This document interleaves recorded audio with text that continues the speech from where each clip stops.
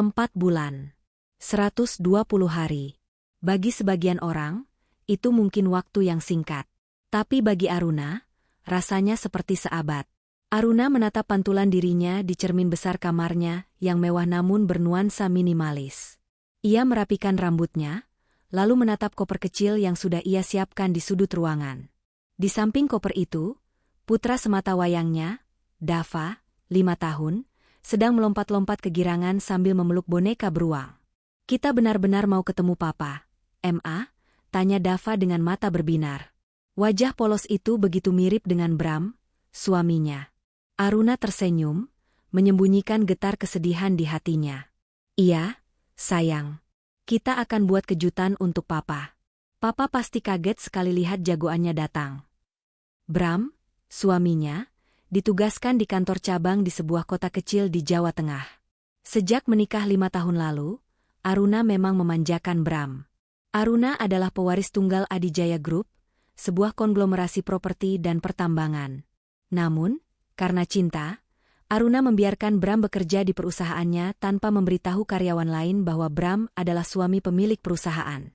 Aruna ingin Bram dihargai karena kemampuannya, bukan karena ia suami bos. Bahkan, Bram sendiri sering lupa bahwa segala fasilitas yang ia nikmati, mobil dinas mewah, rumah dinas megah, dan kartu kredit unlimited, sebenarnya adalah aliran dana dari Aruna, bukan sekadar fasilitas standar manajer cabang. "Ma, ayo." Dava menarik tangan Aruna, membuyarkan lamunannya. "Sabar, sayang. Pak Ujang sudah siap di depan." Mereka berangkat menuju bandara dengan hati berbunga-bunga. Sepanjang perjalanan di pesawat, Aruna membayangkan wajah Bram. Bram belakangan ini sulit dihubungi. Alasannya klise, sinyal buruk, lembur, atau rapat dengan klien penting. Aruna yang selalu berpikir positif, percaya saja. Ia tahu suaminya sedang membangun karir. "Aku akan memasakkan makanan kesukaan Mas Bram begitu sampai sana," gumam Aruna dalam hati.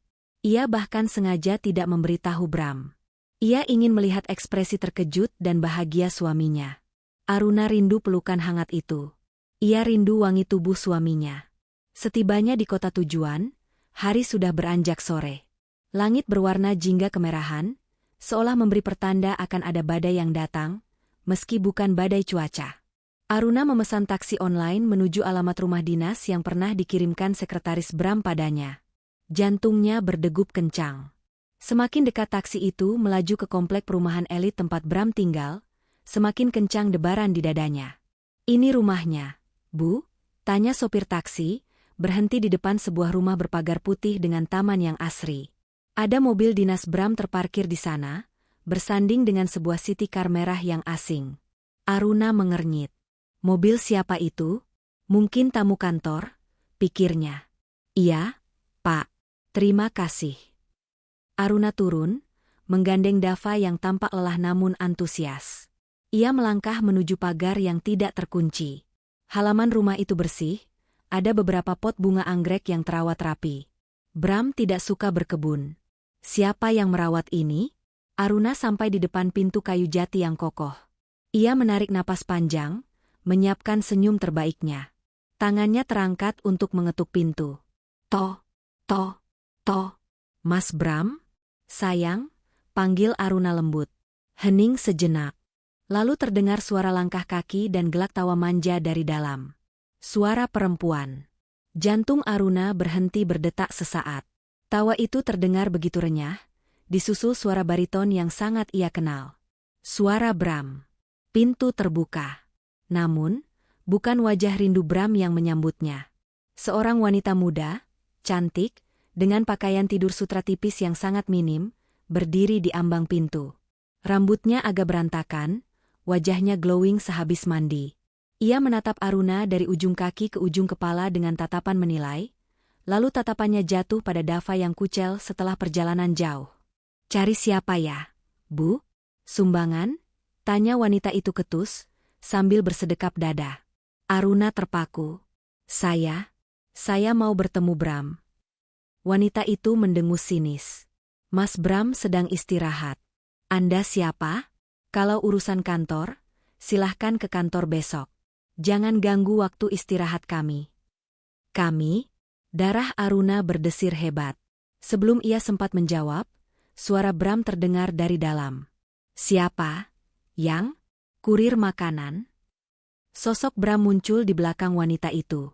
Ia bertelanjang dada, hanya mengenakan celana pendek santai, sambil mengeringkan rambut dengan handuk.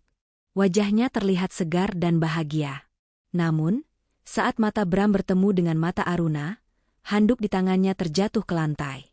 Wajahnya yang semula merah merona sehabis mandi, seketika pucat pasi seperti mayat. Aruna, gagap Bram. Dunia Aruna seakan runtuh detik itu juga. Pemandangan di depannya lebih menyakitkan daripada tusukan pisau. Suaminya, yang ia rindukan setengah mati, berdiri di sana bersama wanita lain dalam keadaan yang sangat intim di rumah yang dibayar oleh uang Aruna. Papa. Dava, yang belum mengerti situasi tegang itu, berteriak riang dan mencoba berlari menerobos masuk untuk memeluk ayahnya. Namun, wanita itu, si pelakor, dengan sigap menghalangi jalan. Eits! Jangan masuk sembarangan. Kotor, bentak wanita itu. Aruna tersentak. Naluri keibuannya bangkit. Minggir. Mas Bram, jelaskan ini siapa? Suara Aruna bergetar hebat, menahan tangis yang sudah dipelupuk mata. Bram masih mematung, mulutnya terkunci. Keringat dingin mengucur di pelipisnya. Wanita itu menoleh ke arah Bram, lalu kembali menatap Aruna dengan senyum mengejek. Ia merangkul lengan Bram dengan posesif, menempelkan tubuhnya pada suami Aruna. Mas, ini siapa sih? Kok ngaku-ngaku kenal kamu? Penampilan kayak pembantu begini, ujar wanita itu manja, namun matanya memancarkan bisa ular. Kenalkan, saya Siska. Istri Mas Bram. Istri? Bumi seakan terbelah. Aruna menatap Bram, menuntut jawaban. Mas, apa maksudnya ini? Kamu menikah lagi? Bram menunduk, tidak berani menatap mata Aruna. Aruna, kita bicara di luar. Bicara apa lagi? Potong Siska tajam. Oh, jadi ini mantan istri kamu yang sering kamu ceritakan itu? Yang katanya membosankan dan gak bisa gaya. Siska melangkah maju, mendekatkan wajahnya ke wajah Aruna. Dengar ya, Bu. Saya dan Mas Bram sudah nikah siri 3 bulan lalu. Kami bahagia di sini. Mas Bram itu butuh wanita yang bisa melayani dia, yang cantik, yang selevel sama dia sebagai kepala cabang. Bukan wanita kucel kayak kamu. Aruna gemetar. Bukan karena takut, tapi karena amarah yang meluap. Mas Bram, kamu diam saja. Kamu biarkan wanita ini menghina istrimu, ibu dari anakmu.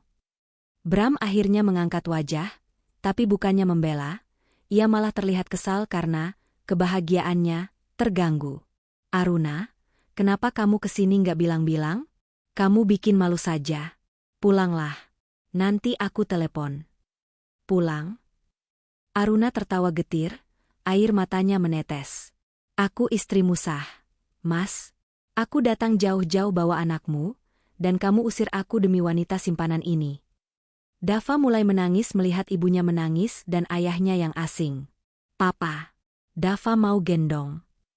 Rengek anak kecil itu, mencoba maju lagi meraih kaki ayahnya. Siska yang merasa jijik, melakukan hal yang tak akan pernah dimaafkan Aruna. Dengan kasar, Siska mendorong tubuh kecil Dava menggunakan kakinya. Sana, jangan pegang-pegang Mas Bram, nanti ketularan miskin. Bruk. Dava terjatuh ke lantai teras yang keras. Lututnya terbentur. Tangisnya pecah seketika, melengking menyayat hati. Dava. Aruna berteriak histeris. Ia segera berlutut, memeluk anaknya yang kesakitan. Aruna mendongak, menatap Bram dengan tatapan nyalang. Kamu lihat itu, Mas? Dia mendorong anakmu. Dan kamu diam saja? Bram hanya menghela napas, terlihat lebih khawatir pada Siska yang cemberut daripada anaknya yang menangis. Sudahlah, Aruna, bawa Dava pergi. Siska sedang hamil muda, dia nggak boleh stres. Jangan bikin keributan di sini. Tetangga bisa dengar. Siska tersenyum penuh kemenangan. Dengarkan? Suamiku lebih pilih aku dan anak di kandunganku. Mending kamu pergi. Sadar diri dong. Mas Bram itu pejabat, kaya raya. Kamu itu cuma beban. Pergi sana. Siska meludah ke arah dekat kaki Aruna, lalu membanting pintu tepat di depan wajah mereka. Blam. Aruna masih berlutut di teras, memeluk Dava yang sesenggukan.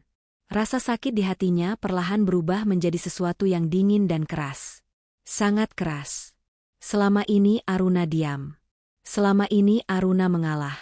Selama ini Aruna menyembunyikan taringnya demi harga diri suami yang ternyata sampah. Mereka pikir Bram kaya?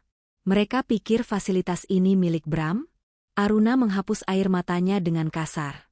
Ia berdiri, menggendong Dava. Ia tidak lagi menoleh ke pintu tertutup itu. Ia berjalan keluar pagar dengan langkah pasti. Tidak ada lagi Aruna yang lemah lembut. Di dalam taksi yang membawanya pergi dari neraka itu, Aruna mengeluarkan ponselnya. Tangannya tidak lagi gemetar. Ia menekan nomor asisten pribadinya di kantor pusat, tangan kanannya yang paling setia. "Halo, Bu Aruna?" Suara di seberang terdengar hormat. "Pak Hadi," suara Aruna dingin, sedingin es kutub. "Lakukan sekarang. Blokir semua akses keuangan Bramantio. Kartu kredit, debit, akses M-Banking, semuanya. Bekukan aset yang atas nama dia tapi uangnya dari saya." "Baik, Bu. Ada lagi.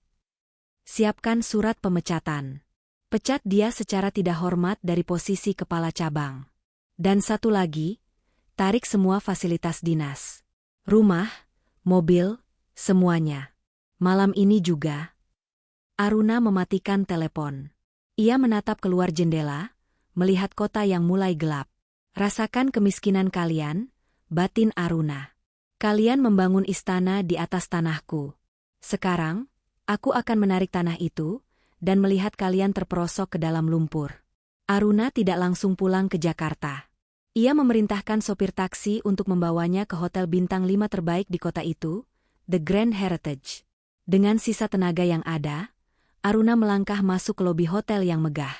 Penampilannya yang sederhana, hanya mengenakan kemeja linen dan celana kulot, sempat membuat resepsionis memandangnya dengan ragu.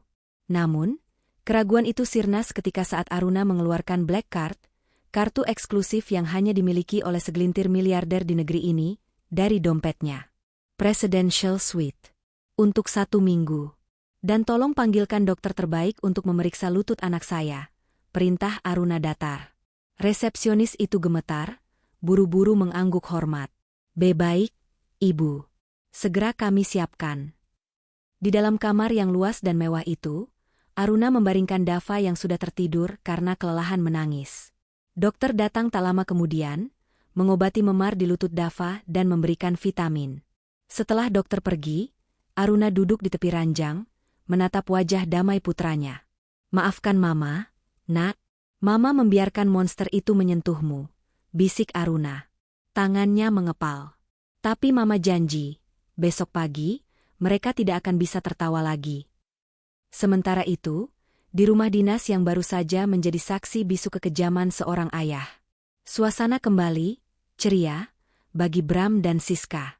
Setelah mengusir Aruna, Siska merasa posisinya semakin kuat. Ia merasa menang. Aruna, istri sah yang selama ini ia bayangkan sebagai saingan berat, ternyata hanya wanita lemah yang gampang diusir. "Sayang, kamu hebat banget tadi," puji Siska sambil menyandarkan kepalanya di bahu Bram di sofa ruang tengah. Akhirnya pengganggu itu pergi juga. Bram menyesap kopinya, meski ada sedikit rasa bersalah di hatinya melihat Dava menangis tadi, tapi egonya sebagai laki-laki yang sedang dimabuk asmara menepisnya. Iya, dia memang harus diberi pelajaran. Lagi pula, berani-beraninya dia datang tanpa izin. "Ini wilayah kekuasaanku." "Mas," Siska merengek, jari lentiknya memainkan kancing baju Bram. "Tadi aku sempat stres lo liat mukanya. Gimana kalau kita healing? Aku lihat ada tas limited edition yang baru rilis online. Harganya cuma 80 juta kok. Beliin ya? Hitung-hitung hadiah buat bayi kita." Bram tertawa bangga. "Cuma 80 juta?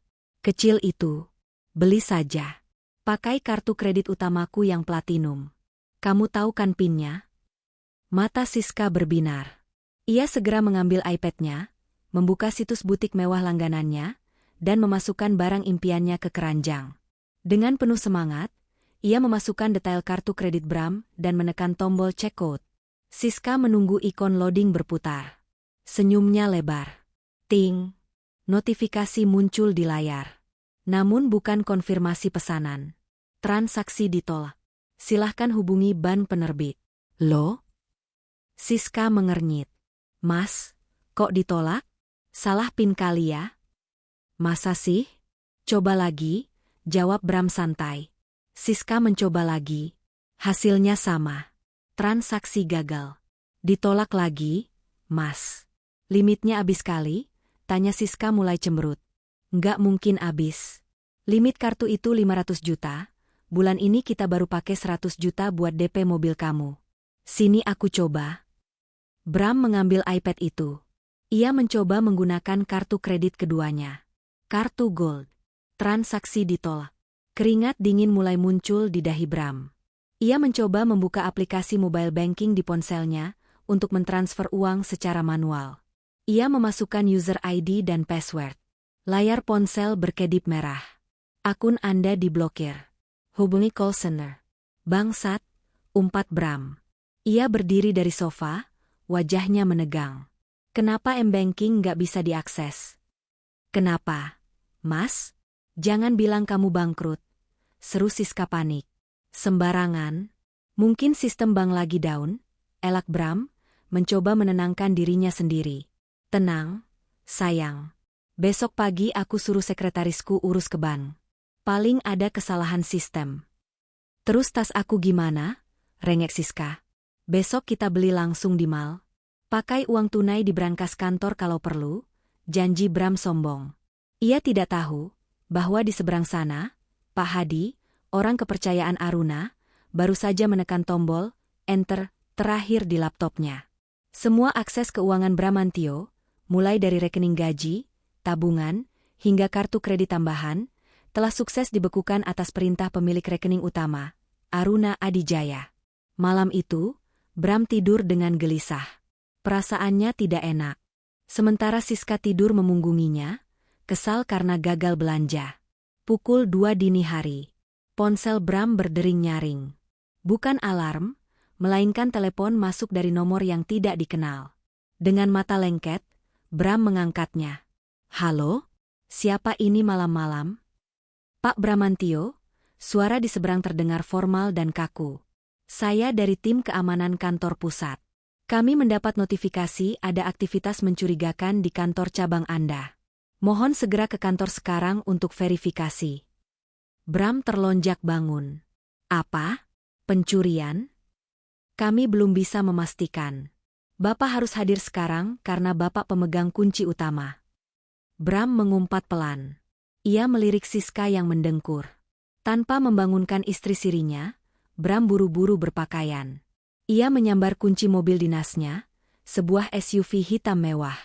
Ia berlari ke garasi, menekan remote mobil. Hening. Mobil tidak merespons. Bram menekan lagi berkali-kali. Pintu mobil tetap terkunci rapat. Mesin tidak mau menyala. Sialan, baterai remote habis apa gimana? Bram menendang ban mobilnya dengan frustrasi. Malam itu, rentetan kesialan Bram baru saja dimulai sebagai makanan pembuka.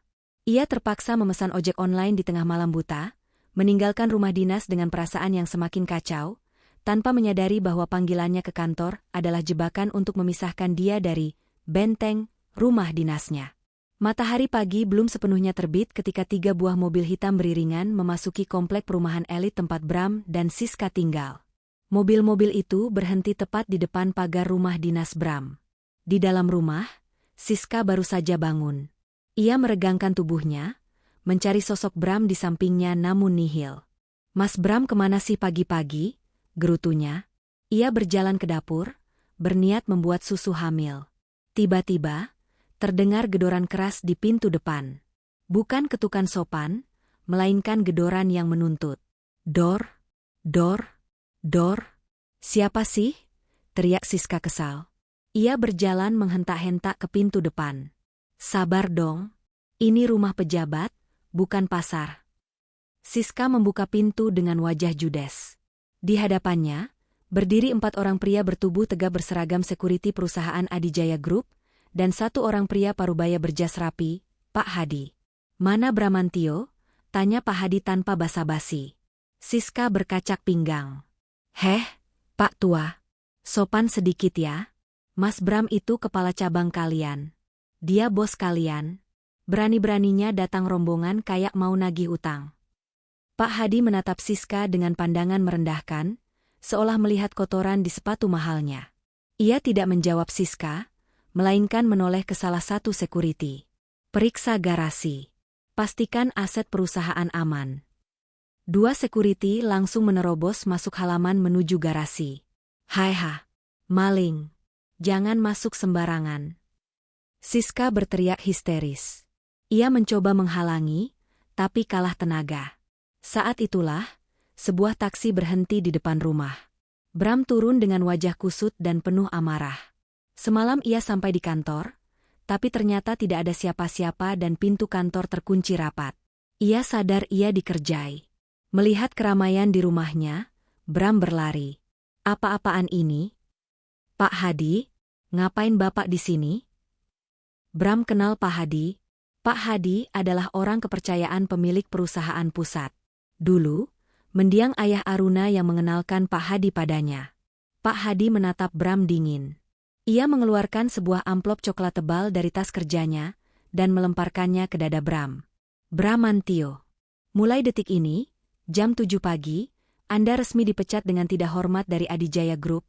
Suara Pak Hadi lantang, terdengar oleh tetangga yang mulai mengintip dari balik jendela. Bram menangkap amplop itu dengan tangan gemetar. Dipecat? Atas dasar apa? Saya berprestasi. Saya menaikkan omzet cabang ini. Atas dasar penyalahgunaan aset perusahaan, manipulasi laporan keuangan untuk kepentingan pribadi, dan pelanggaran kode etik berat, jawab Pak Hadi tegas. Serta instruksi langsung dari pemilik saham utama. Pemilik? Bram bingung. Pak Adijaya sudah meninggal. Siapa yang berani pecat saya? Anda tidak perlu tahu siapa. Yang jelas, perintahnya mutlak. Dan perintah selanjutnya adalah, kosongkan rumah dinas ini sekarang juga. Wajah Siska pucat pasi. Kosongkan? Tapi saya lagi hamil. Kami nggak punya rumah lain di kota ini. Pak Hadi tersenyum tipis, senyum yang sangat menakutkan. Itu bukan urusan perusahaan. Rumah ini, mobil yang di garasi, dan mobil City Car merah yang Anda pakai itu, semuanya terdaftar atas nama inventaris perusahaan. STNK dan BPKB ada di kantor pusat. Kalian tidak punya hak sepeser pun.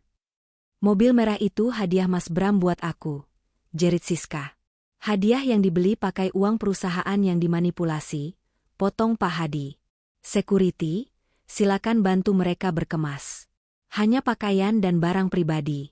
Semua elektronik, perhiasan, dan barang mewah yang dibeli menggunakan kartu kredit perusahaan, tinggalkan. Kalian gila. Bram mencoba maju, hendak memukul Pak Hadi. Namun dengan sigap, 2 sekuriti bertubuh kekar meringkus lengan Bram dan memelintirnya ke belakang. Bram mengerang kesakitan. Lepaskan suami saya. Siska menangis, kali ini tangis ketakutan yang nyata. Pak Hadi melangkah mendekati Bram yang tertunduk ditahan sekuriti. Bram, kamu diberi kepercayaan, kamu malah menggigit tangan yang memberimu makan. Kamu pikir kamu kaya? Kamu itu miskin, Bram. Miskin harta, miskin etika. Kalian punya waktu 30 menit. Ambil baju kalian, lalu pergi. Jika dalam 30 menit kalian belum keluar, kami akan seret kalian keluar seperti sampah. Pak Hadi memberi isyarat agar sekuriti melepaskan Bram. Bram terhuyung, jatuh terduduk di aspal. Harga dirinya hancur lebur di depan anak buahnya sendiri dan tetangga yang menonton. Bram menatap Siska.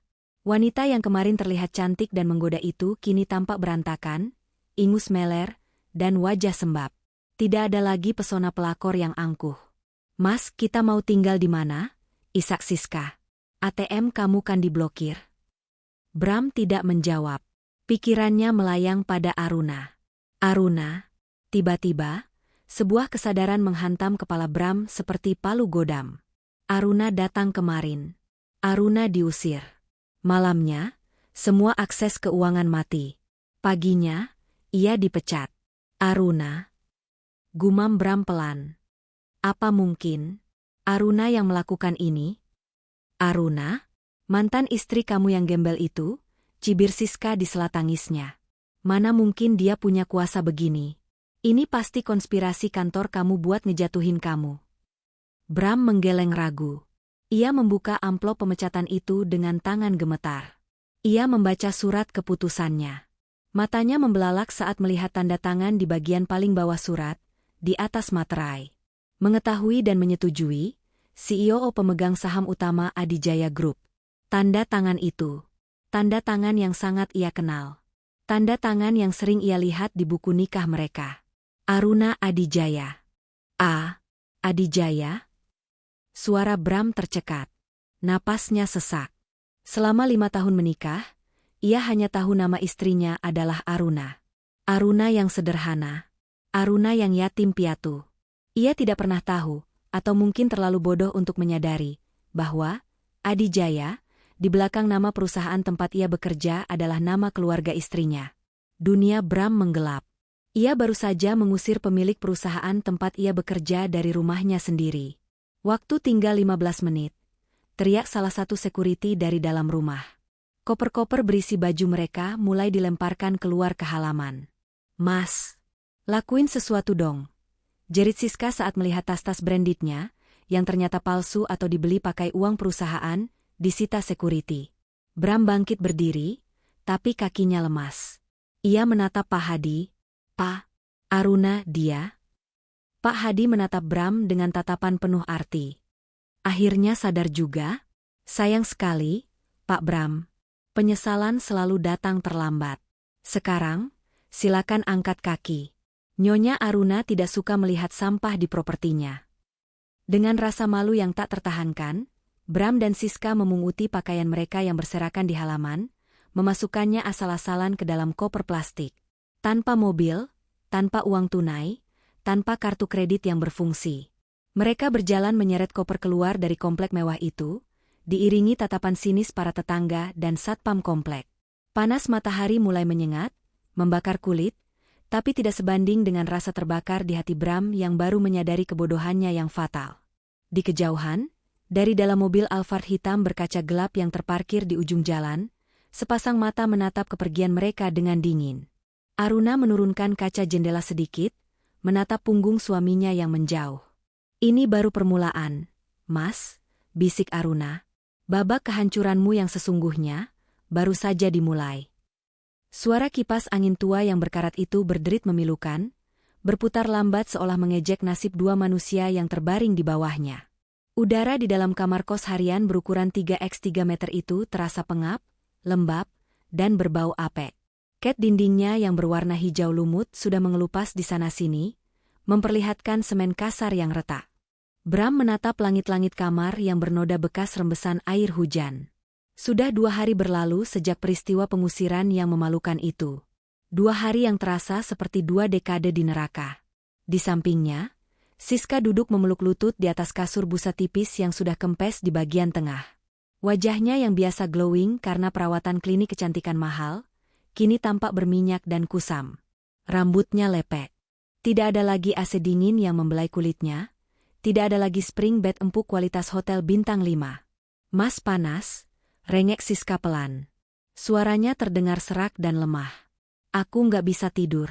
Nyamuknya banyak banget. Lihat nih, kakiku bentol-bentol. Bram menghela napas panjang, sebuah helaan napas yang berat dan penuh beban. Ia memiringkan tubuhnya, memunggungi Siska. Tidur saja, Siska. Jangan banyak mengeluh. Uang kita tinggal sedikit. Kita nggak mampu pindah ke hotel. Tapi ini nggak layak buat manusia, Mas. Apalagi aku lagi hamil. Siska mulai meninggikan suaranya, emosi yang tertahan mulai meledak. Kamu janji mau tanggung jawab. Kamu bilang kamu kaya. Mana buktinya? Masa kepala cabang tidur di tempat gembel begini? Bram bangkit duduk dengan kasar. Matanya merah karena kurang tidur dan stres. Diam bisa nggak? Kamu pikir aku mau begini? Ini semua gara-gara Aruna. Gara-gara wanita iblis itu. Jangan salahin mantan istrimu melulu, balas Siska sengit. Kamu yang bego. Masa 5 tahun nikah nggak tahu kalau istrimu yang punya perusahaan? Laki-laki macam apa kamu? Sekarang lihat, kita jadi gelandangan. Kata-kata Siska menohok ulu hati Bram. Kebenaran itu memang pahit. Kebodohannya selama ini adalah memandang rendah Aruna. Mengira istrinya hanyalah wanita yatim piatu yang beruntung dinikahi oleh pria tampan dan berkarir cemerlang seperti dirinya. Ternyata, dialah parasit yang menumpang hidup di tubuh inangnya. Sudahlah. Marah-marah nggak akan bikin perut kenyang. Gerutu Bram. Ia merogoh saku celananya, mengeluarkan beberapa lembar uang kertas yang lusuh. Tinggal tersisa Rp150.000. Uang pesangon? 0. Pak Hadi memastikan Bram tidak mendapat 1 sen pun karena status pemecatannya adalah tidak hormat akibat tindak pidana penggelapan. Bahkan, saldo tabungan pribadinya yang tidak seberapa itu ikut dibekukan karena dianggap menampung aliran dana ilegal perusahaan.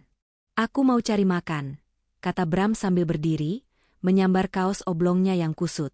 Beliin aku rich bowl yang biasa ya, Mas. Atau minimal nasi padang yang lauk rendang, pinta Siska tanpa tahu diri. Bram menatap Siska dengan tatapan tak percaya.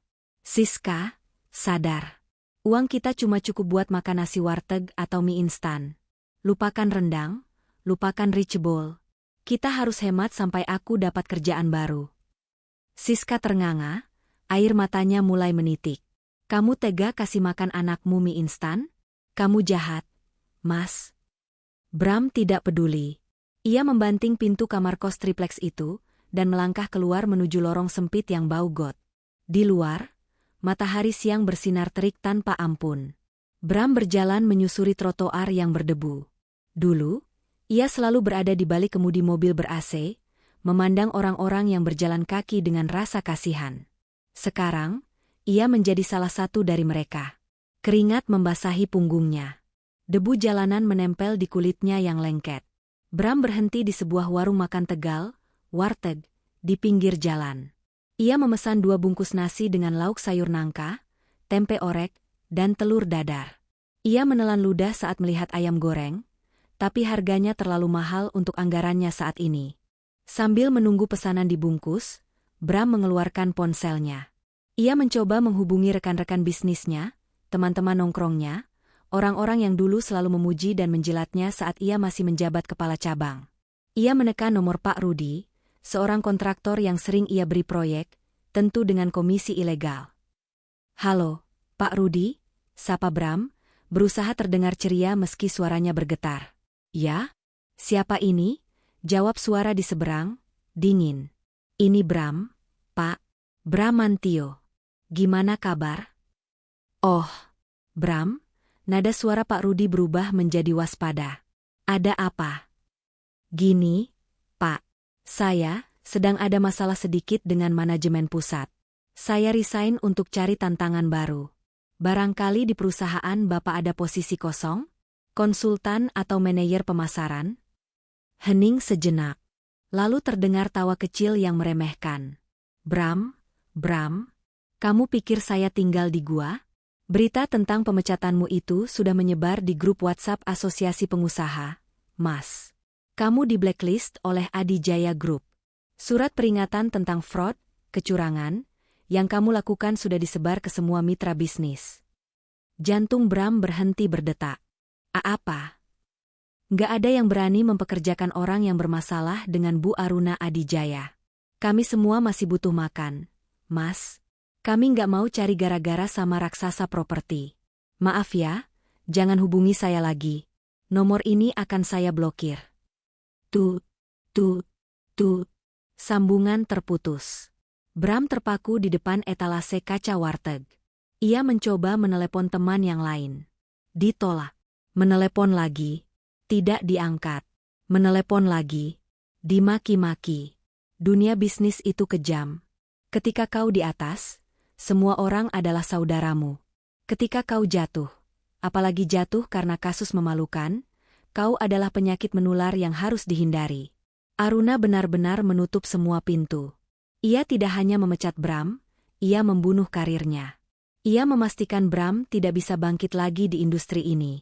Mas, ini nasinya. 20.000, suara ibu penjaga warteg menyadarkan Bram. Bram membayar dengan tangan gemetar. Ia berjalan pulang dengan langkah gontai. Rasa lapar di perutnya hilang, digantikan oleh rasa mual akibat ketakutan akan masa depan.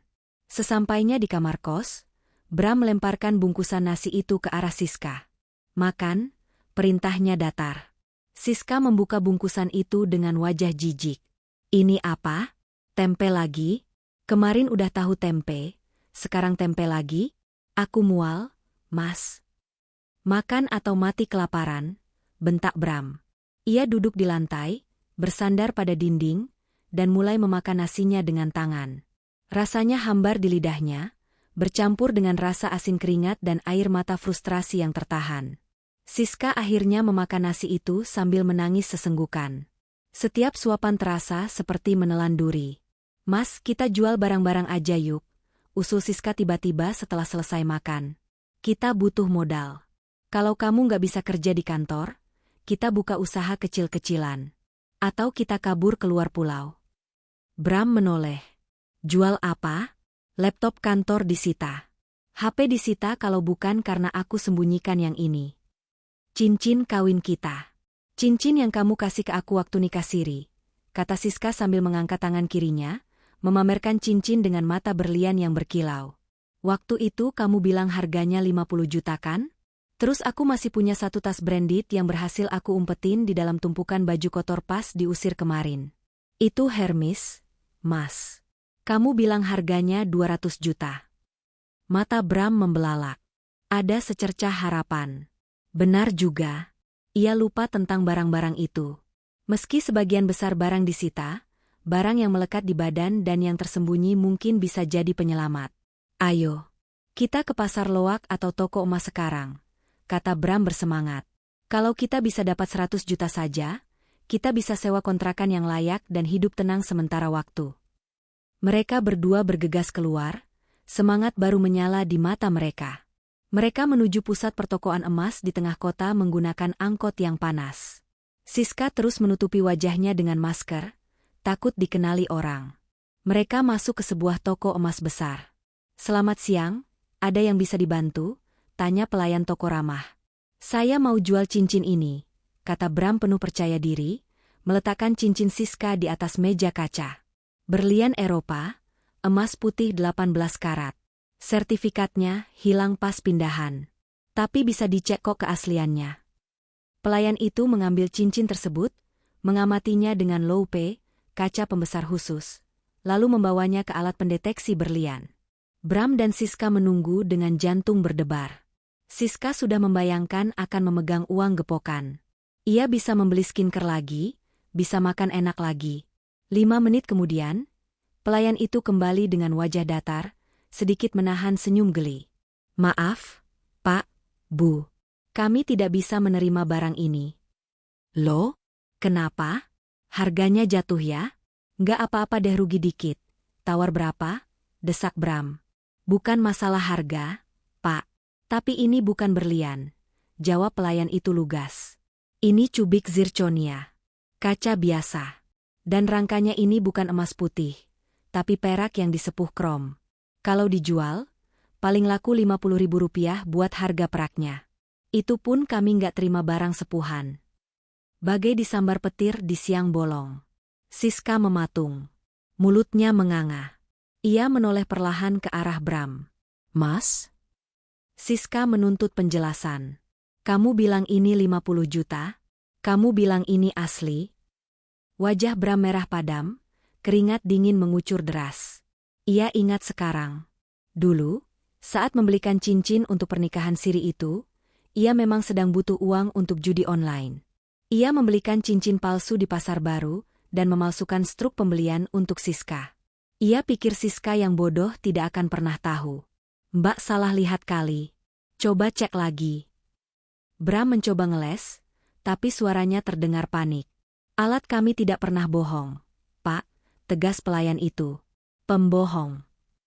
Jeritan Siska memecah keheningan toko. Semua pengunjung menoleh. Siska memukuli dada Bram dengan tas tangannya. Kamu tipu aku. Kamu bilang aku ratu kamu. Ternyata kamu kasih aku barang sampah. Dasar laki-laki kere. Penipu. Siska. Diam. Malu dilihat orang. Bram mencoba menangkis pukulan Siska. Biarin. Biar semua orang tahu kamu penipu. Siska histeris. Ia membuka tas yang ia bawa. Kalau cincin ini palsu, jangan-jangan tas ini juga palsu. Ini Hermes yang kamu beli pas ulang tahunku. Siska melemparkan tas itu ke meja pelayan. Mbak, tolong cek tas ini. Asli apa enggak? Pelayan itu, meski bingung, melihat sekilas tas tersebut. Ia bahkan tidak perlu alat canggih. Maaf, Bu. Dari jahitannya yang kasar dan baunya yang menyengat lem, ini jelas barang KW. Kualitas rendah. Mungkin harganya 300.000 di Mangga 2. Siska merosot ke lantai toko emas itu. Kakinya lemas. Dunianya hancur 2 kali lipat. Tidak hanya jatuh miskin, ia juga baru sadar bahwa selama ini, kemewahan yang diberikan Bram adalah kepalsuan. Cintanya dibayar dengan barang palsu. Kita pulang, kata Bram dingin, menarik lengan Siska dengan kasar, menyeretnya keluar dari toko diiringi bisik-bisik dan tawa pengunjung lain. Sementara itu, di sebuah penthouse mewah di lantai 40 gedung pencakar langit Jakarta, Aruna duduk di kursi kerjanya yang menghadap dinding kaca raksasa, memperlihatkan pemandangan kota Jakarta yang gemerlap. Di tangannya, ada segelas wine merah. Di layar iPad-nya, terpampang laporan dari detektif swasta yang ia sewa untuk mengawasi gerak-gerik Bram. Ada foto Bram dan Siska yang sedang makan nasi bungkus di pinggir jalan. Ada foto mereka bertengkar di depan toko emas. Aruna menatap foto-foto itu tanpa ekspresi. Tidak ada rasa puas yang berlebihan, hanya rasa dingin yang menjalar. Pak Hadi, panggil Aruna melalui interkom. Ya, Bu Aruna. Bagaimana progres audit forensik keuangan cabang Bram? Sudah selesai, Bu. Total kerugian perusahaan mencapai 3,5 miliar rupiah selama 2 tahun terakhir. Bukti-bukti sudah lengkap. Termasuk aliran dana untuk membelikan apartemen atas nama wanita lain sebelum Siska, dan hutang judi online. Aruna tersenyum tipis. Bagus. Jangan beri jeda. Besok pagi, masukkan laporan resmi ke kepolisian. Pasal penggelapan jabatan dan pencucian uang. Pastikan dia tidak bisa tidur nyenyak lagi. Baik, Bu. Lalu bagaimana dengan wanita itu? Si Siska? Aruna memutar gelas wine-nya. Dia sedang hamil, kan?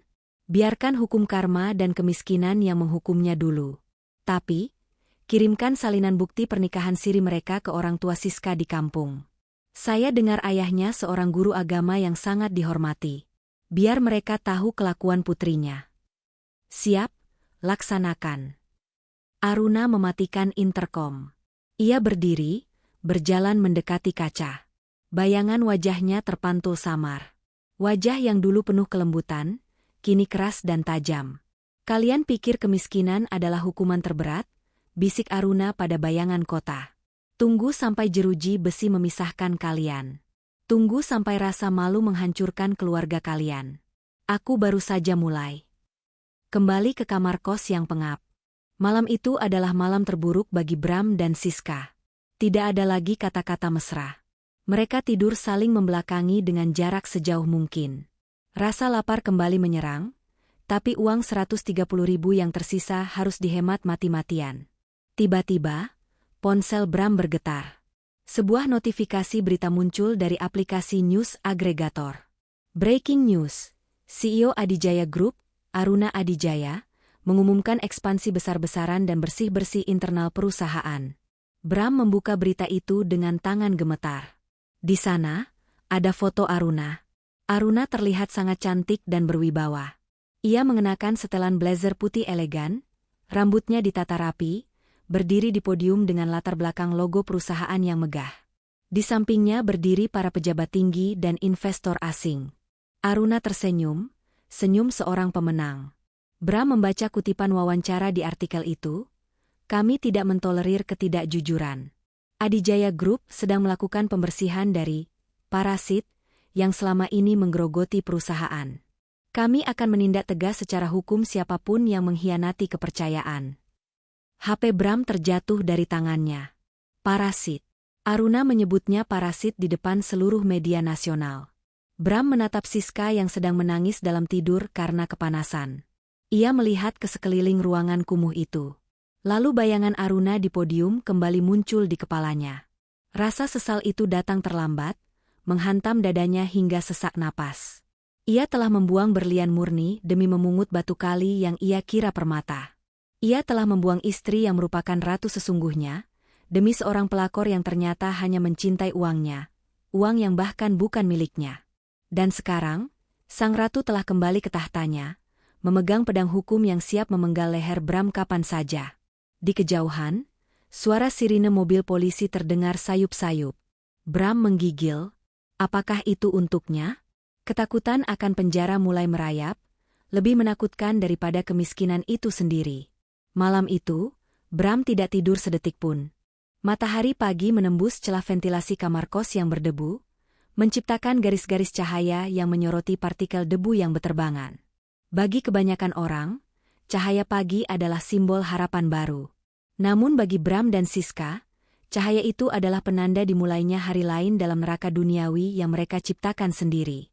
Siska terbangun dengan rasa mual yang hebat. Ia berlari ke kamar mandi umum yang letaknya di ujung lorong. Bau pesing dan lantai yang licin membuatnya semakin ingin muntah. Ia memuntahkan cairan bening, asam lambung, karena perutnya belum diisi makanan bergizi sejak kemarin. Saat kembali ke kamar dengan wajah pucat dan langkah gontai, ia melihat Bram sudah berpakaian rapi. Kemeja kerjanya yang kusut ia setrika seadanya menggunakan botol kaca berisi air panas, trik lama anak kos yang baru Bram pelajari dari Google semalam. Mau kemana kamu, Mas? Tanya Siska lemas, menyandarkan tubuhnya di kusen pintu yang catnya sudah mengelupas. Mau ke kantor pusat. Aku mau ketemu Aruna, jawab Bram tegas, sambil merapikan kerahnya yang sudah mulai memudar warnanya. Mata Siska membelalak. Kamu gila? Dia yang bikin kita kayak gini. Ngapain kamu ke sana? Mau ngemis? Bukan ngemis. Aku mau menuntut hakku.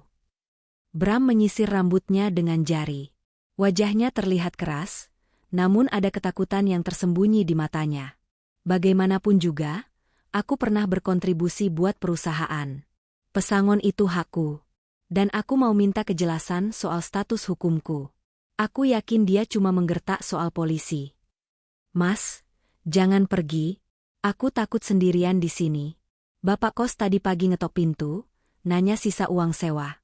Kita cuma bayar harian, Mas. Uang kita tinggal 50.000.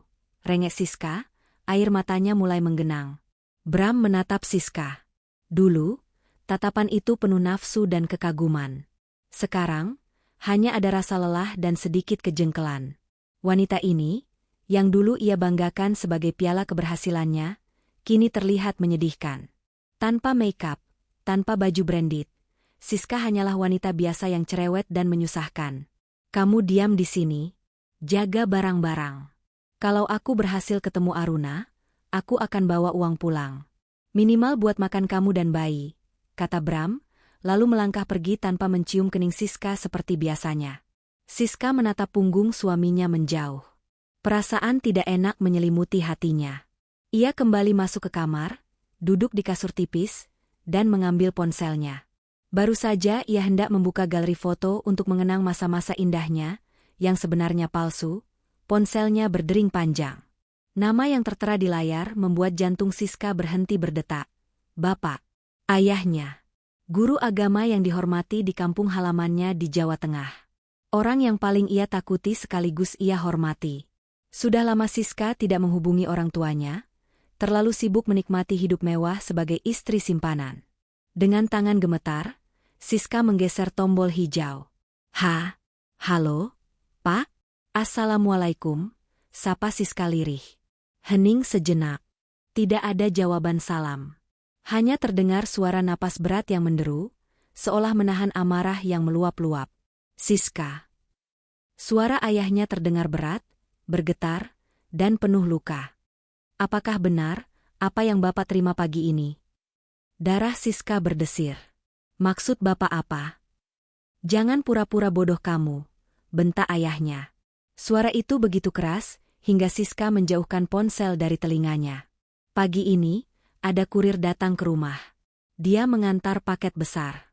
Isinya foto-foto kamu. Foto kamu dengan laki-laki itu. Dan fotokopi surat nikah siri kamu. Siska menutup mulutnya, menahan isak tangis. Aruna benar-benar melakukannya. Dia mengirim bukti itu ke kampung. Pak, Siska bisa jelaskan? Siska. Jelaskan apa? Potong ayahnya, suaranya parau karena tangis. Di paket itu juga ada surat keterangan bahwa laki-laki itu masih punya istri sah. Kamu jadi perusak rumah tangga orang, Siska? Bapak sekolahkan kamu jauh-jauh ke kota supaya jadi orang sukses, bukan jadi pelakor. Bapak malu. Ibu kamu sampai pingsan tahu kelakuan kamu. Pak, Mas Bram itu kaya, dia sayang sama Siska. Siska mencoba membela diri dengan argumen yang kini terdengar konyol. Kaya dari mana? Di situ tertulis dia maling. Dia koruptor di perusahaan istrinya sendiri.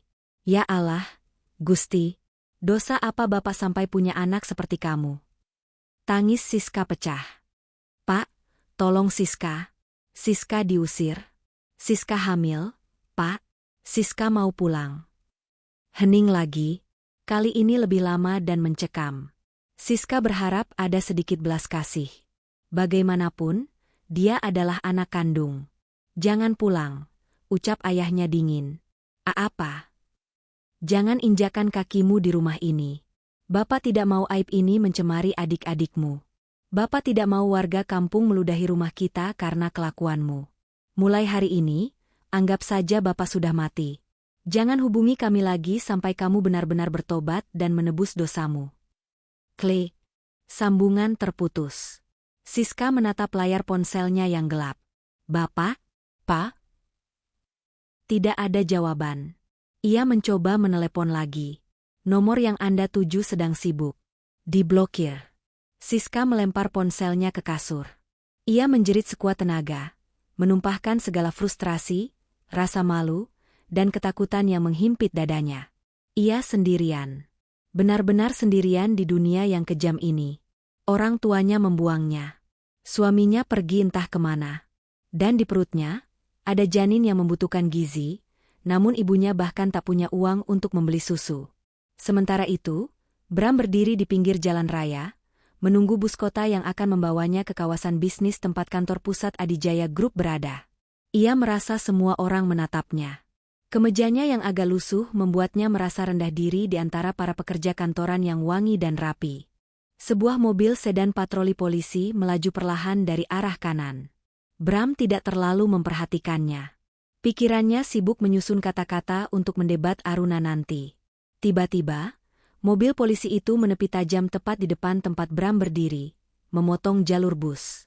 Sirine pendek dibunyikan. Wiuyu. Dua orang petugas berseragam lengkap turun dengan sigap. Salah satunya memegang selembar foto. Ia mencocokkan foto itu dengan wajah Bram. Saudara Bramantio? Tanya petugas itu tegas. Bram mundur selangkah. Jantungnya berpacu liar. Iya. Saya sendiri. Ada apa ya, Pak? Kami dari Satuan Reserse Kriminal Polres Metro. Kami membawa surat perintah penangkapan atas nama saudara. Bram merasa lututnya lemas. Penangkapan? Atas dasar apa? Saya tidak melakukan kejahatan. Saudara dilaporkan atas dugaan tindak pidana penggelapan dalam jabatan, pasal 374 KUHP, dan pencucian uang dengan total kerugian pelapor sebesar 3,5 miliar rupiah. Pelapor adalah Ibu Aruna Adijaya selaku pemilik Adijaya Group. Orang-orang di halte bus mulai berkerumun. Ponsel-ponsel diangkat, merekam kejadian itu. Bram, mantan kepala cabang yang angkuh, kini menjadi tontonan gratis. Tunggu, Pak, ini salah paham. Itu masalah rumah tangga. Istri saya cuma lagi marah. Bram mencoba berargumen, suaranya meninggi karena panik. Silakan jelaskan di kantor polisi. Saudara punya hak untuk diam dan didampingi pengacara. Tanpa menunggu Bram bicara lagi, Petugas itu menarik tangan Bram ke belakang. Bunyi klik logam yang dingin terdengar mengerikan. Borgol terpasang di pergelangan tangan Bram. "Lepaskan. Saya bukan maling. Saya suaminya Aruna," teriak Bram saat didorong masuk ke kursi belakang mobil patroli. Kepala Bram ditekan agar tidak terbentur atap mobil, sebuah perlakuan standar untuk kriminal, yang sangat merendahkan harga dirinya. Dari balik kaca jendela mobil polisi, Bram melihat orang-orang di trotoar menunjuk-nunjuk dan berbisik. Karirnya tamat. Reputasinya hancur. Dan kini, kebebasannya direnggut. Perjalanan menuju kantor polisi terasa seperti perjalanan menuju tiang gantungan. Bram menangis. Bukan tangisan penyesalan tulus, melainkan tangisan ketakutan seorang pengecut yang tertangkap basah. 3 jam kemudian. Ruang interogasi. Ruangan itu dingin, berdinding abu-abu, dengan satu meja besi dan cermin satu arah yang besar. Bram duduk dengan tangan masih terborgol di meja. Pakaiannya semakin kusut, wajahnya sembab. Pintu besi terbuka. Bram mendongak, berharap melihat pengacara publik atau setidaknya polisi yang memberinya air minum. Namun yang masuk adalah sosok yang paling ia hindari sekaligus ia butuhkan saat ini. Aruna. Wanita itu melangkah masuk dengan anggun. Aroma parfum Jo Malone yang mewah dan lembut seketika memenuhi ruangan apek itu, menggantikan bau keringat ketakutan Bram. Aruna mengenakan dres hitam selutut yang elegan, rambutnya digulung rapi, dan wajahnya datar tanpa ekspresi. Di belakangnya, Pak Hadi ikut masuk, membawa sebuah map tebal, lalu berdiri di sudut ruangan seperti penjaga setia.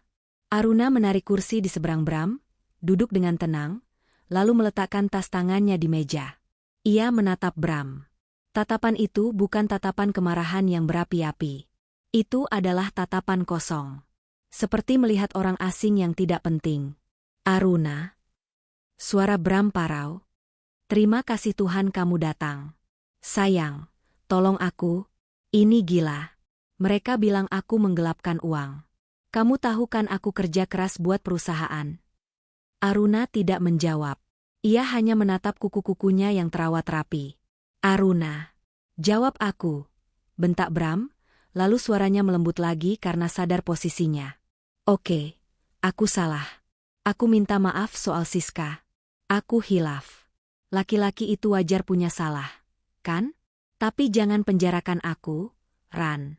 Aku ini suamimu, ayah dari Dava."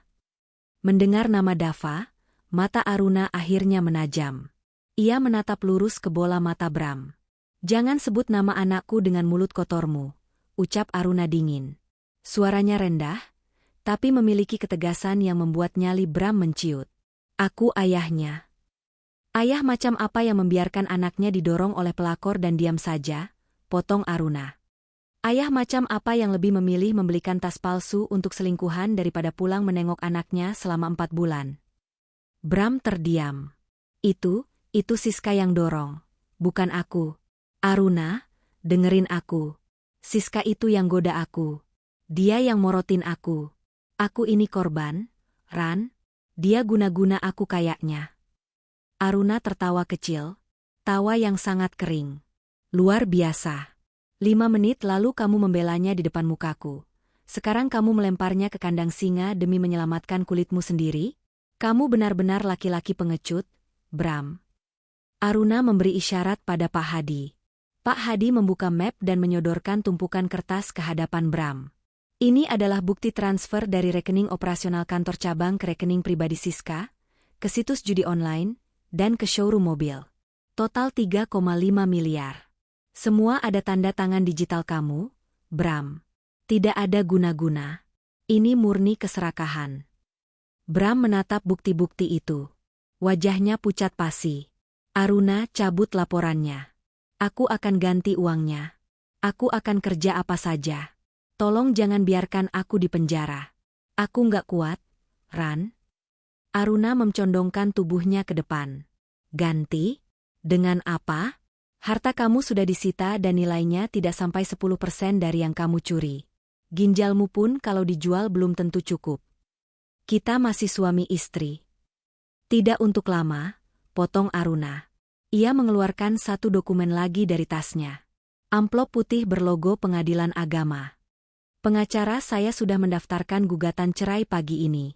Dengan bukti perselingkuhan, KDRT psikis, dan tindak pidana ini, prosesnya akan sangat cepat. Hak asuh Dava jatuh ke tangan saya 100%.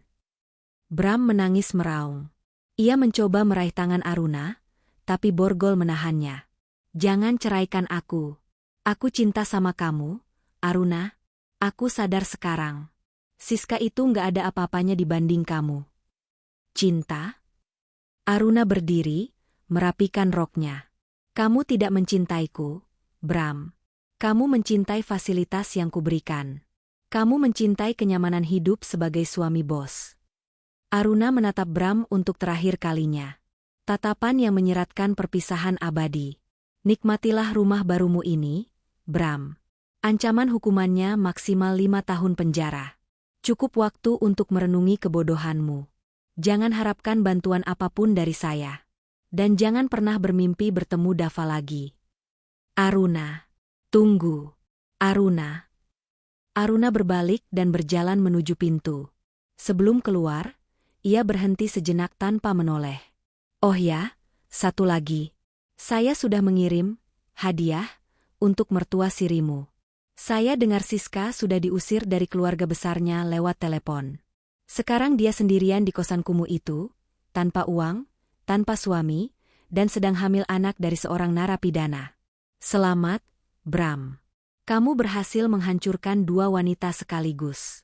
Tapi bedanya, satu wanita bangkit menjadi lawanmu, dan satu lagi hancur bersamamu. Aruna melangkah keluar. Pintu besi tertutup berat. Blam. Bram ditinggalkan sendirian dalam keheningan yang mencekam, diiringi suara kunci yang diputar dari luar. Ia meraung, memukulkan kepalanya ke meja besi. Rasa sesal yang teramat sangat menghimpit dadanya hingga ia sulit bernapas. Bayangan wajah Dava yang menangis, wajah Siska yang kecewa, dan wajah Aruna yang dingin berputar-putar di kepalanya seperti film horor. Kembali ke kamar kos. Hari sudah sore. Perut Siska perih bukan main. Ia hanya minum air keran sejak siang untuk mengganjal lapar. Ia menunggu Bram pulang membawa uang seperti janjinya. Terdengar ketukan di pintu. Siska melompat bangun dengan sisa tenaganya, wajahnya berbinar. Mas Bram? Ia membuka pintu. Namun bukan Bram yang datang. Seorang ibu bertubuh tambun dengan wajah galak berdiri di sana, ibu kos. Mbak Siska ya? Tanya ibu itu ketus. Iya, Bu.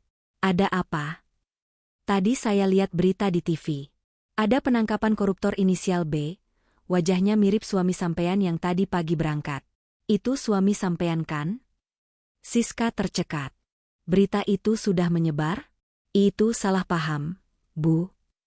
Halah, nggak usah alesan.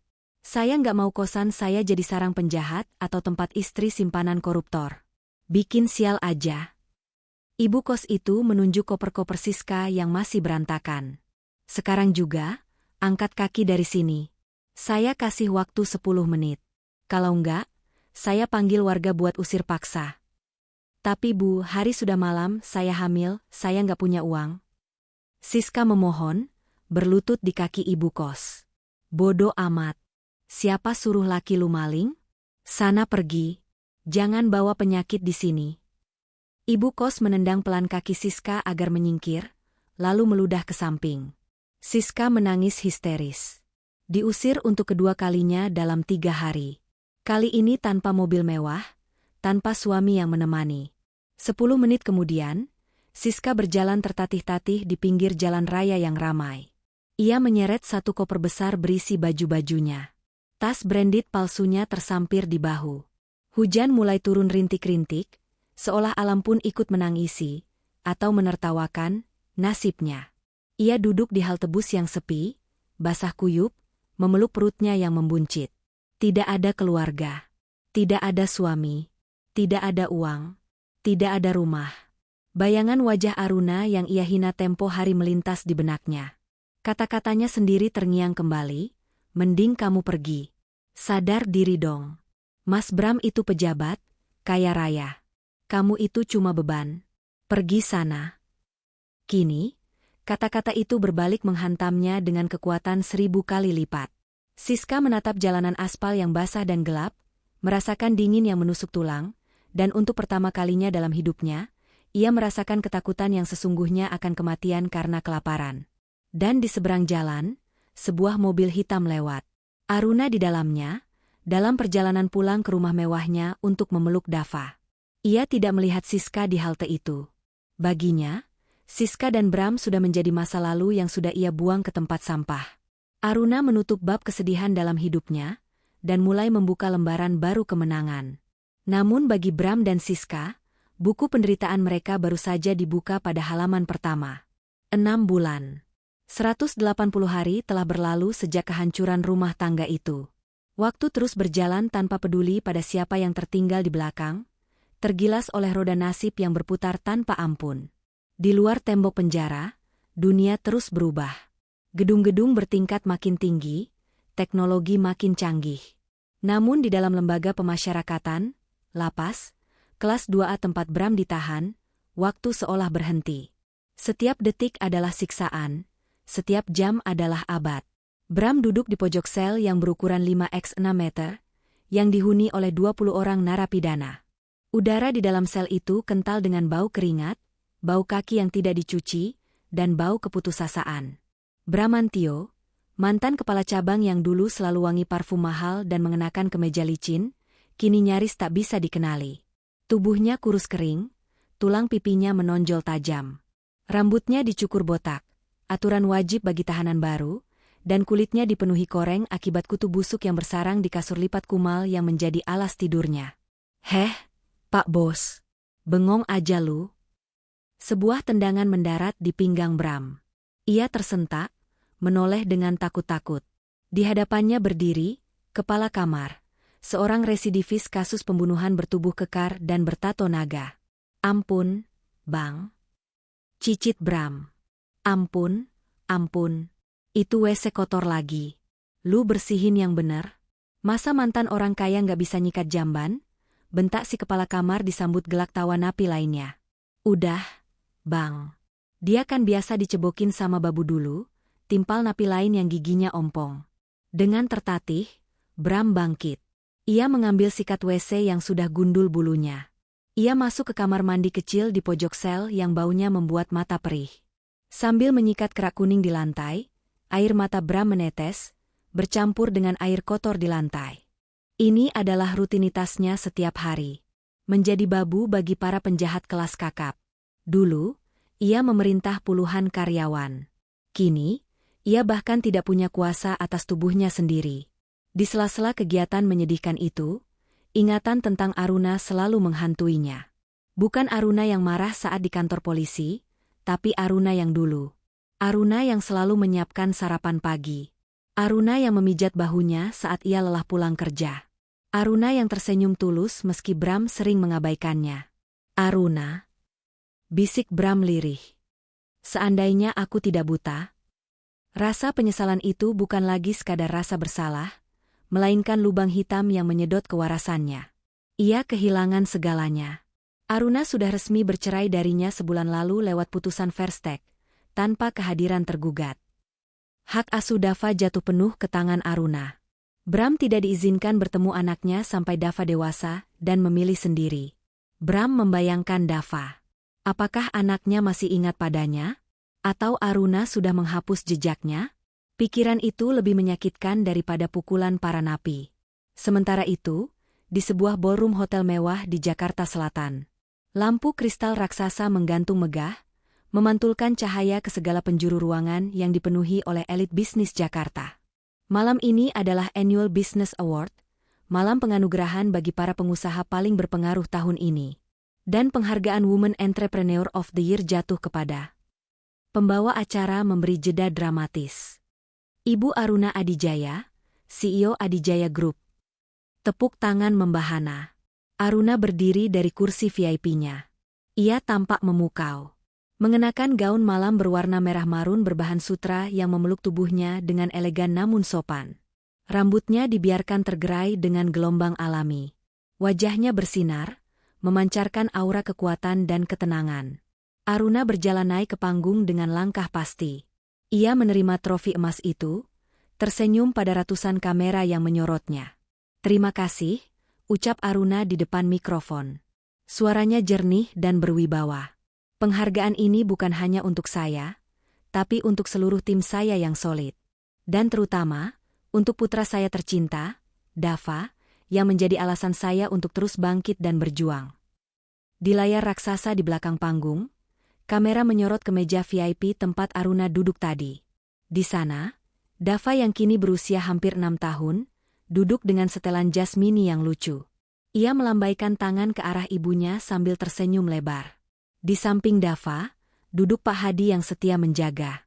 Dava terlihat sehat, gembira, dan terawat.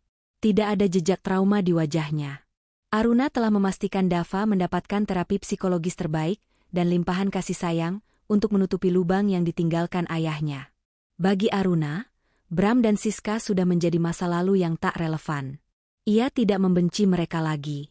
Kebencian membutuhkan energi, dan Aruna tidak mau membuang energinya untuk sampah. Ia sudah sampai pada tahap tertinggi dari balas dendam, indifference, ketidakpedulian.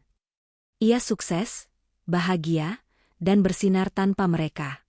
Itu adalah tamparan yang paling menyakitkan. Setelah turun panggung, para wartawan mengerubunginya. "Bu Aruna, apa rahasia kesuksesan ibu setelah menjadi single parent?" tanya seorang wartawan. Aruna tersenyum bijak. "Rahasianya sederhana. Buang beban yang tidak perlu.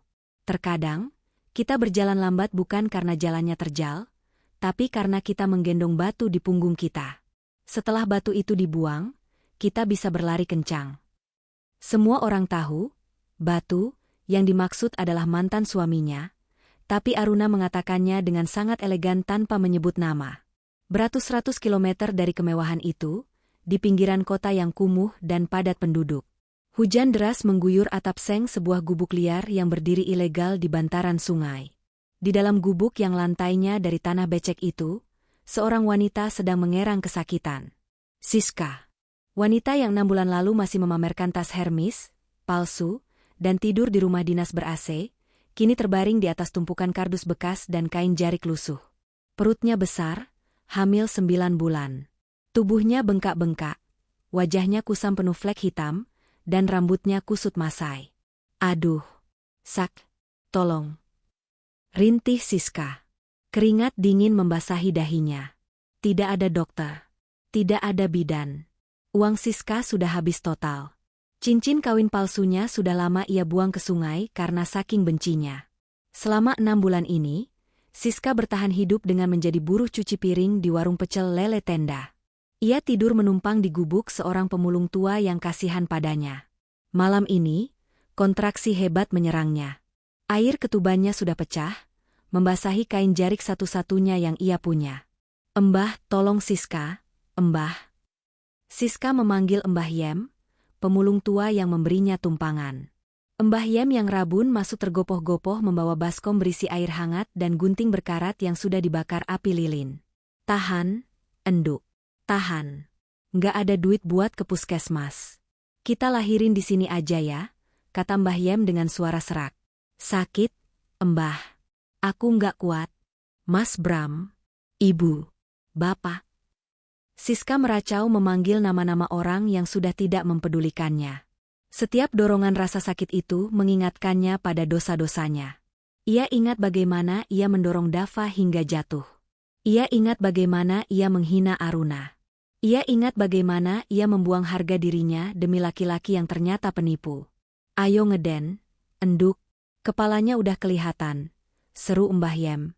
Siska menjerit sekuat tenaga. Jeritan yang membelah malam, bersahutan dengan suara guntur dan deru hujan. Arge. Di tengah rasa sakit yang mencabik-cabik tubuhnya, Siska merasakan ironi yang luar biasa.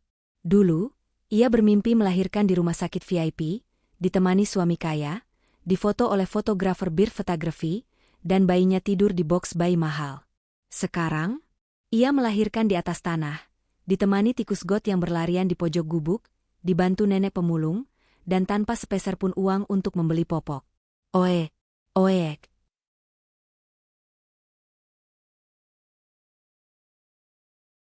Suara tangis bayi terdengar lemah. "Alhamdulillah. Lanang, enduk. Anaknya laki-laki, kata Mbah Yem sambil membungkus bayi merah itu dengan kain bekas kaos partai yang sudah dicuci bersih. Siska terengah-engah, air matanya mengalir deras. Ia menoleh lemah melihat bayinya. Saat Mbah Yem mendekatkan bayi itu ke wajah Siska, napas Siska tercekat. Wajah bayi itu sangat mirip dengan Bram. Hidungnya, bentuk matanya, bibirnya. Itu adalah miniatur Bramantio. Bukannya rasa haru yang menyeruak, melainkan rasa benci dan takut. Bayi ini adalah bukti nyata dari kesalahannya. Bayi ini adalah darah daging pria yang menghancurkan hidupnya. Dan bayi ini akan menjadi beban baru dalam hidupnya yang sudah hancur. Namanya siapa? Enduk? Tanya Mbah Yem. Siska memalingkan wajahnya, menolak menatap bayinya sendiri.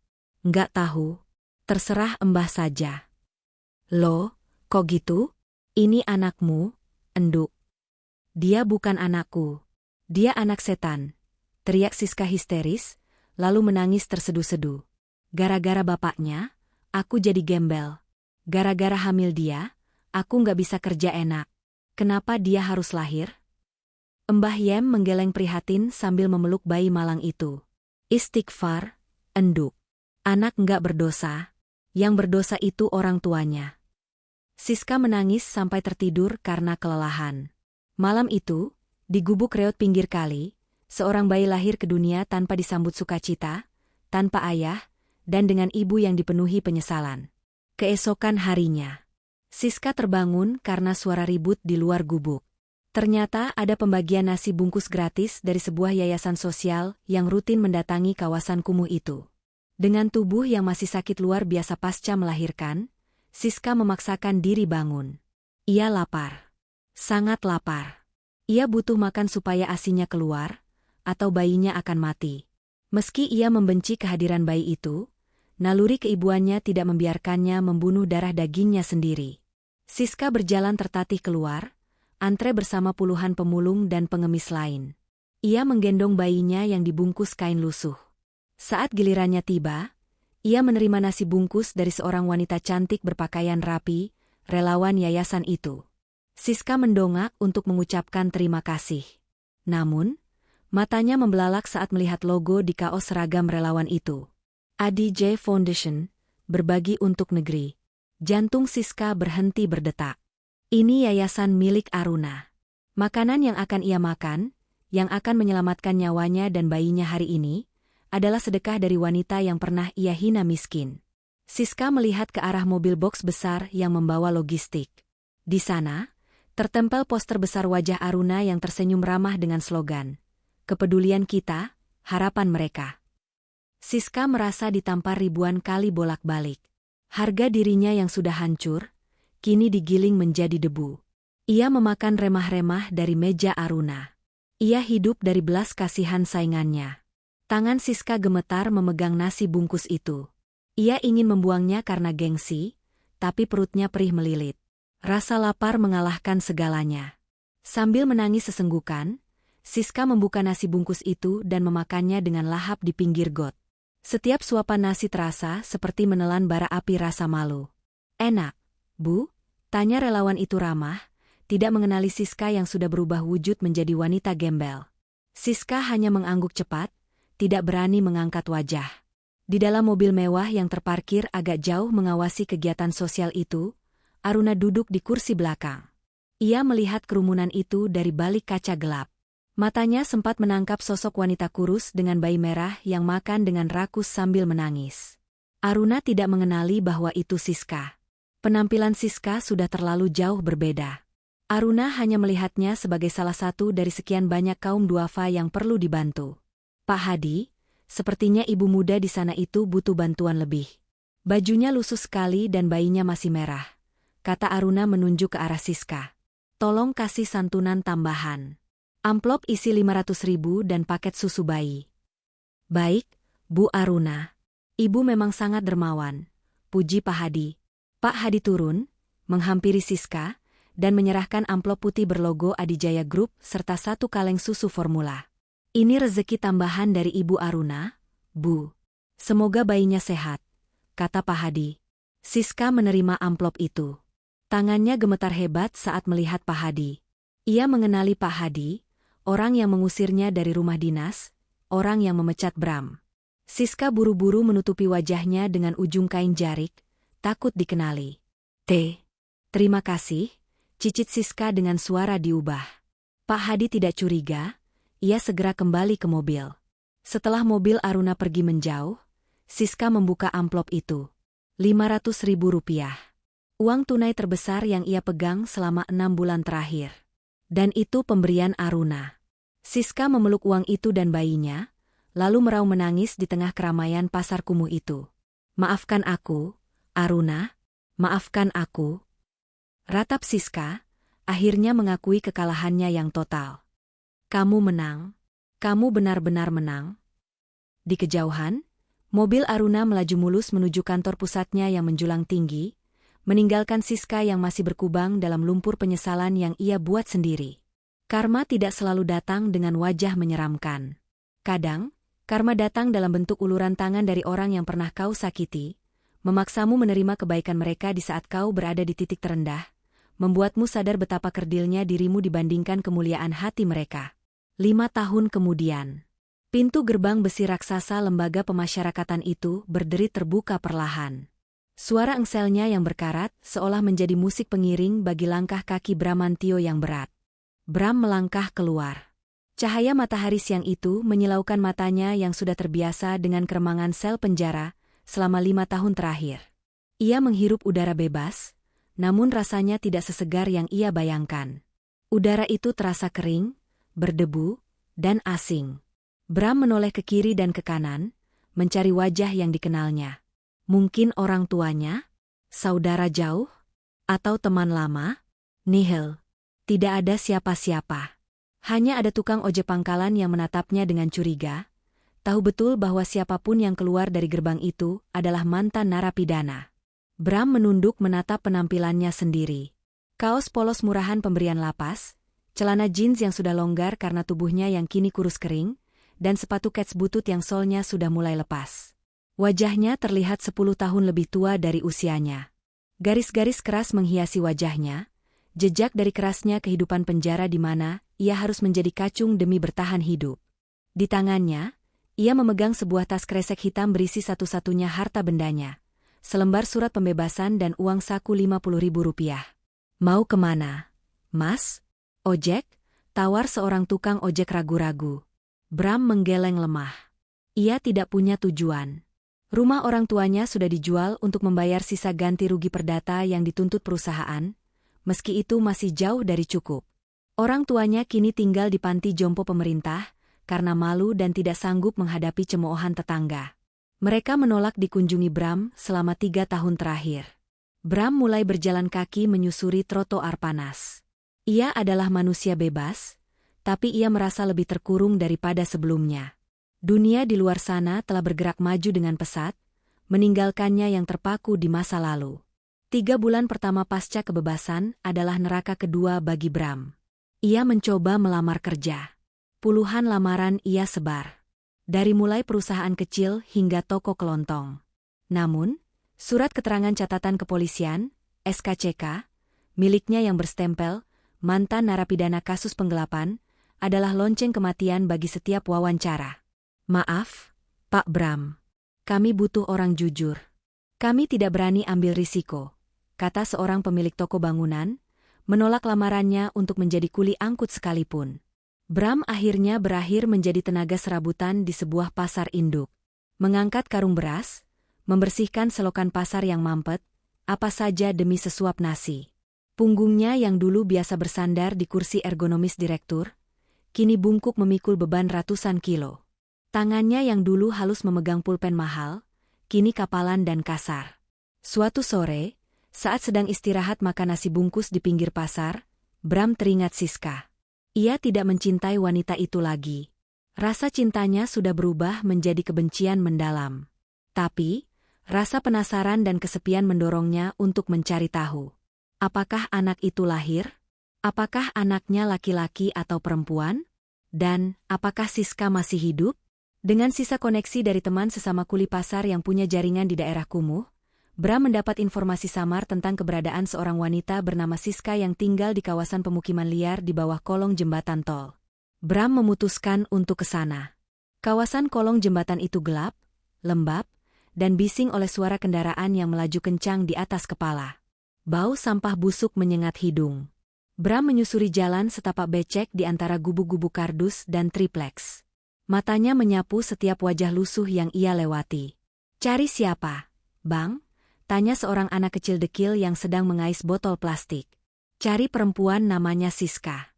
Umurnya sekitar 30-an. Bawa anak kecil umur 5 tahunan, jawab Bram. "Oh, Mbak Siska yang gila itu?" celetuk anak itu polos. "Tuh, di pojok sana yang gubuknya pakai spanduk partai." Jantung Bram berdesir. "Gila?" Bram melangkah mendekati gubuk yang ditunjuk. Di depannya, seorang wanita kurus berambut gimbal sedang duduk memilah sampah plastik. Wajahnya kotor oleh debu jalanan. Giginya tampak kuning dan rusak. Itu Siska. Mantan selingkuhannya yang dulu glowing, wangi, dan manja, kini tak ubahnya seperti pengemis gila. "Siska," panggil Bram pelan. Wanita itu mendongak. Matanya cekung dan liar. Ia menatap Bram lama, mencoba mengenali sosok kurus di depannya. Perlahan, kesadaran muncul di matanya. "Mas." "Bram?"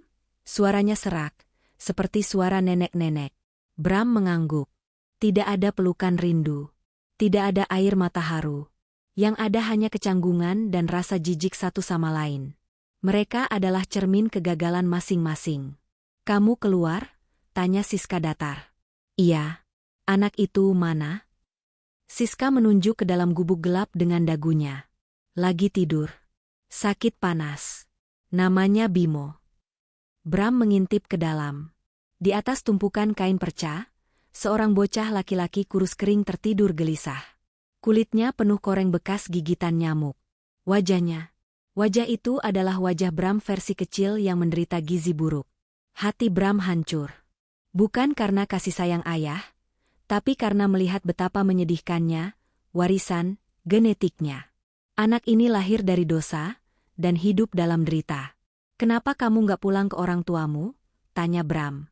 Siska tertawa sinis, memamerkan giginya yang rusak. "Pulang? Bapakku mati kena serangan jantung seminggu setelah foto-foto kita disebar Aruna. Ibuku nikah lagi dan nggak mau nerima aku. Puas kamu?" Bram terdiam. "Ini semua gara-gara kamu, Mas," desis Siska penuh racun. "Coba dulu kamu nggak ngaku kaya. Coba dulu kamu nggak serakah. Aku mungkin udah nikah sama PNS kampung dan hidup tenang. Kamu yang bawa aku ke neraka ini." "Jaga mulutmu," bentak Bram. "Kamu yang pelakor. Kamu yang morotin aku. Kalau kamu nggak ngerayu aku masih jadi suami Aruna. Aku masih jadi bos." "Halah. Dasar laki-laki nggak guna. Udah miskin, baru nyalahin orang." Siska melempar botol plastik ke arah Bram. Mereka bertengkar hebat di tengah tumpukan sampah. Dua manusia yang hancur saling menyalahkan, tidak ada satupun yang mau berkaca bahwa ini adalah buah dari pilihan mereka sendiri. Bram pergi dari sana dengan perasaan muak. Ia tidak mau mengakui Bimo. Ia tidak mau berhubungan dengan Siska.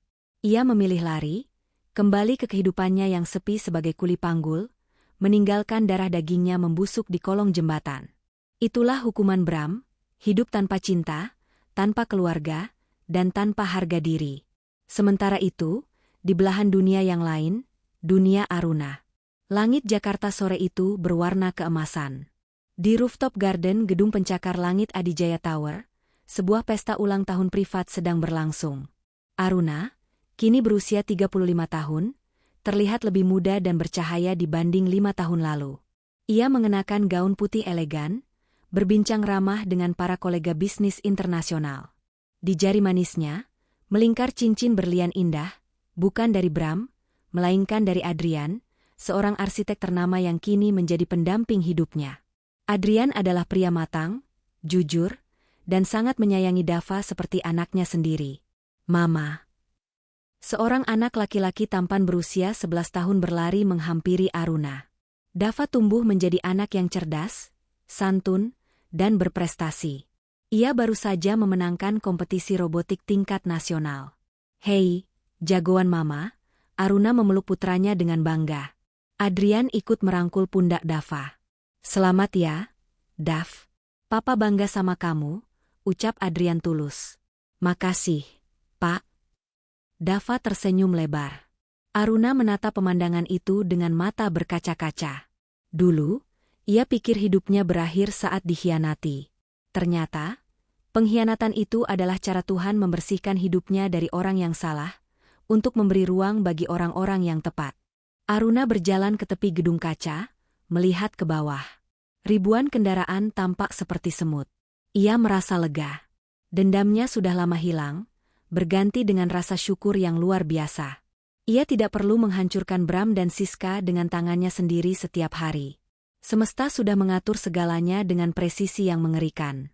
Aruna, ayo potong kuenya, panggil Adrian lembut. Aruna tersenyum dan berbalik, meninggalkan pemandangan kota di bawah sana. Ia melangkah menuju cahaya, menuju keluarganya yang utuh dan bahagia. 1 bulan kemudian, Bram sedang berdiri di perempatan lampu merah besar di pusat kota. Ia kini bekerja sebagai penjual tisu dan air mineral asongan di tengah kemacetan. Wajahnya tertutup debu dan asap knalpot. Topi kumalnya menutupi matanya yang lelah. Lampu merah menyala. Mobil-mobil mewah berhenti. Bram berjalan gontai dari satu mobil ke mobil lain, mengetuk kaca, menawarkan dagangannya. Isu, Pak, air, Bu. Sebagian besar kaca tertutup rapat. Ada yang melambaikan tangan menolak tanpa menoleh. Bram sampai di sebuah mobil sedan Rolls-Royce hitam mengkilap. Kaca mobil itu gelap, tapi mesinnya terdengar halus. Bram mengetuk pelan kaca penumpang belakang. Tisu, Om, buat di mobil. Kaca mobil perlahan turun sedikit. Hembusan udara dingin AC yang wangi meluncur keluar, membelai wajah Bram yang berkeringat. Di dalam mobil itu, duduk seorang wanita cantik yang sedang tertawa membaca majalah bisnis, dan di sampingnya seorang anak laki-laki praremaja sedang bermain iPad. Mata Bram membelalak. Waktu seakan berhenti. Itu Aruna. Dan itu, Dava. Dava sudah besar. Wajahnya sangat mirip dengan Bram, tapi sorot matanya cerdas dan terawat, berbeda jauh dengan Bimo yang sakit-sakitan di kolong jembatan. Dava mengenakan seragam sekolah internasional yang mahal. Dava menoleh ke arah jendela, menatap Bram.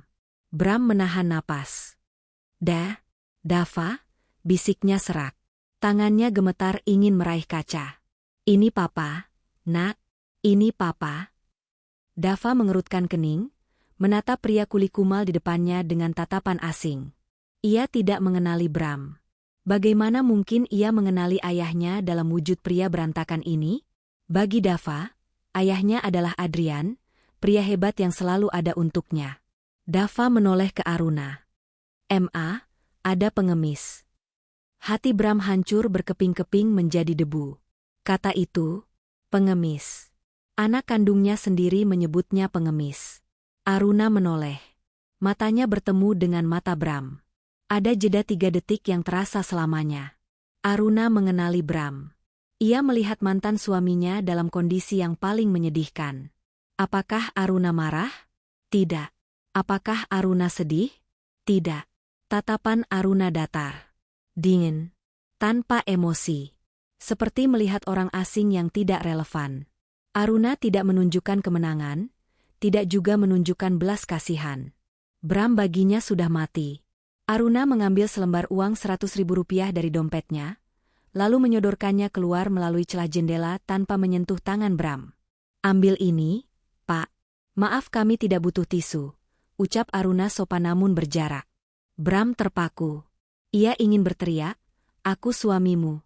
Aku Bram, tapi suaranya tercekat di tenggorokan. Rasa malu yang teramat sangat membungkamnya. Harga dirinya sudah tidak ada sisa. Lampu lalu lintas berubah hijau.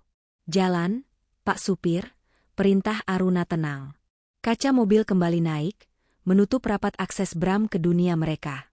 Mobil mewah itu melaju perlahan, meninggalkan Bram yang berdiri mematung di tengah aspal panas dengan uang 100.000 di tangannya. Asap knalpot mobil itu menerpa wajah Bram, membuatnya terbatuk. Di belakangnya, Klakson mobil lain berbunyi nyaring. "Minggir woi, jangan ngelamun di tengah jalan. Mau mati lu?" Bram tersentak. Ia berjalan tertatih ke pinggir trotoar, lalu merosot duduk di dekat tiang listrik. Ia meremas uang pemberian Aruna, istri yang dulu ia sia-siakan. Air mata Bram menetes, membasahi debu di pipinya. Ia menangis bukan karena miskin. Ia menangis karena sadar bahwa hukuman terberat bukanlah penjara. Hukuman terberat adalah dilupakan. Hukuman terberat adalah menjadi orang asing bagi anak kandung sendiri. Hukuman terberat adalah melihat orang yang dulu mencintaimu kini menatapmu tanpa rasa apapun. Bram melihat ke langit. Langit begitu tinggi dan biru, tempat Aruna dan Dava berada. Sementara dia adalah kerak bumi yang terinjak-injak, tempat yang memang pantas untuk pengkhianat yang tidak tahu bersyukur. Di kejauhan, bayangan mobil Aruna menghilang di tikungan, membawa serta masa lalu Bram yang indah, yang tak akan pernah bisa ia raih kembali, selamanya.